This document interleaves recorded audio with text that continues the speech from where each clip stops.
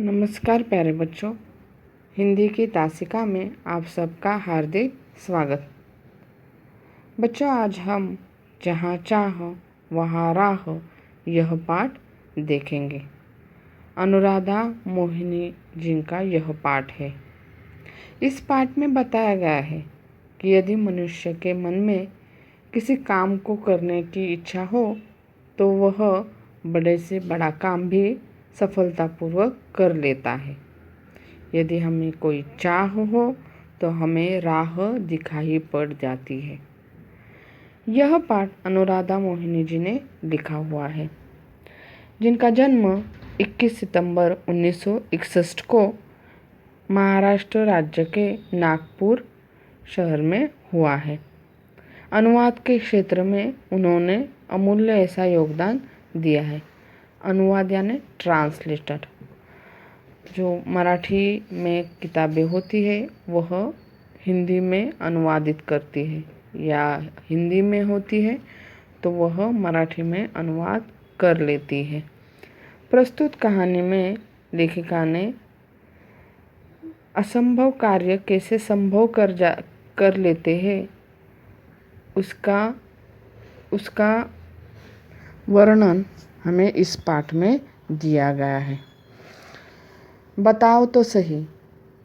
यहाँ हमें स्वयं दो वाक्य लिखने हैं। यानी घर, पहला घर है। इस चौकोन में पहला घर लिखा है, तो आपका घर कैसा है इसके बारे में आपको लिखना है। विद्यालय कैसा है, दूसरा आपको लिखना है कि हमारा विद्यालय कैसा है। परिवेश कैसा है, परिवेश यानी माहौल, आपके बाहर माहौल कैसा है यह आपको लिखना है। त्योहार, आप कौन कौन से त्योहार मनाते हैं यह भी आपको दो वाक्य में बताना है। बच्चों, इस पाठ में आप जैसे छोटे छोटे बच्चे हैं जिनको बारिश बहुत धुआंधार बारिश से गुजरना पड़ता है, वहाँ सुविधाएं नहीं है। गांव में और सुविधाएं ज़्यादा होती है, सुविधाएं कम होती है। इस कारण बच्चों को पाठशाला आने जाने में तकलीफ़ होती है। उनके नाले में बारिश के समय बाढ़ आ जाती है और वह पाठशाला नहीं पहुंच पाते। इस कारणवश उनकी जो तकलीफ़ है वह उन्होंने इकट्ठा होके, एकजुट होके उस तकलीफ़ को किस तरह दूर किया है इसका वर्णन हमें इस पाठ में दिया गया है। बहुत ही प्यारा यह पाठ है और आपको इससे बहुत ज़्यादा सीख मिल सकती है। तो चलो आज हम इस पाठ की शुरुआत करते हैं। एसंबा गांव की पाठशाला की घंटी बजी। धुआंधार बरसात हो रही थी। वर्षा के कारण प्रार्थना मैदान पर न होकर कक्षा में संपन्न हुई। उपस्थिति लेते हुए गुरुजी ने देखा कि आज कक्षा में बहुत कम विद्यार्थी है। आज इतने विद्यार्थियों की अनुपस्थित रहने का कारण क्या है? उन्होंने विद्यार्थियों से पूछा। वही नाला, गुरुजी, सबने एक स्वर में उत्तर दिया। गांव की पाठशाला है, शहर की पाठशाला जैसे नहीं होती। कच्ची पक्के ईंटों से वह बनाई गई होती है और बच्चों को पाठशाला आने जाने के साधन भी बहुत से कम होते हैं। यानी वह साइकिल से आते हैं या फिर बहुत दूर से पैदल चलकर आते हैं। और इस कारण जब गांव में नदी नाले बहुत ज़्यादा होते हैं और वह पार करने के लिए पुल नहीं होते, तो जब नालों में बारिश बढ़ जाती है, नाले भर जाते हैं, तब बच्चों को नाला पार करना कठिन हो जाता है। इसलिए वह स्कूल नहीं आ पाते और फिर अनुपस्थिति ज़्यादा होती है।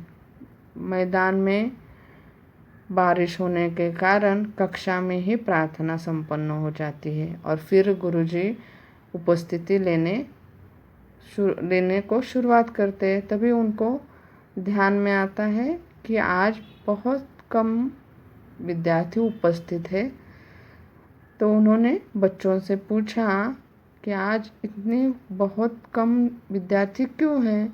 तो सबने एक ही स्वर में उत्तर दिया। क्या उत्तर दिया? कि नाला, यानी उस पाठशाला के नज़दीक कोई नाला है और वहाँ धुआंधार बारिश के कारण नाला पानी से भर पड़ा है और इसके कारण बच्चों को वह लांघना मुश्किल हो गया है और वह पाठशाला नहीं पहुँच पाते। एसंबा गांव के ठीक बीच में एक नाला बहता था। गांव की बस्ती नाले के एक तरफ और पाठशाला दूसरी तरफ थी और यानी पाठशाला और गांव के बीचों बीच क्या था? नाला होता।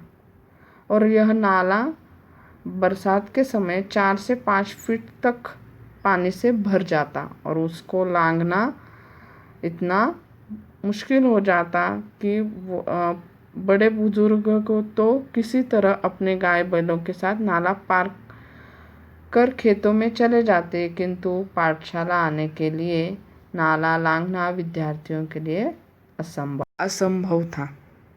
बच्चों, आज हम यही रुक जाते हैं। आगे का पाठ हम अगली तासिका में देखेंगे। तब तक आप पाठ को अच्छी तरह से पढ़ लेना। यदि कोई शब्द आपको समझ में नहीं आता तो वह ग्रुप में पूछ लेना।